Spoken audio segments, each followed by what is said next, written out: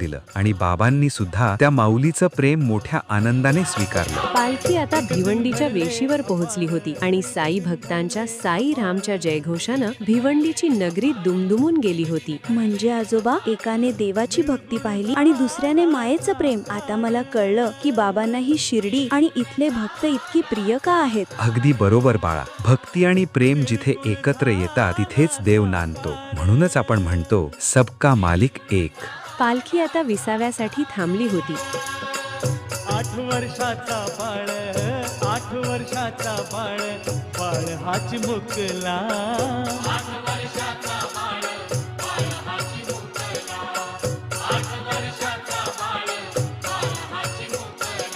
लिंबाखाली प्रगट झाला, लिंबाखाली प्रगट झाला,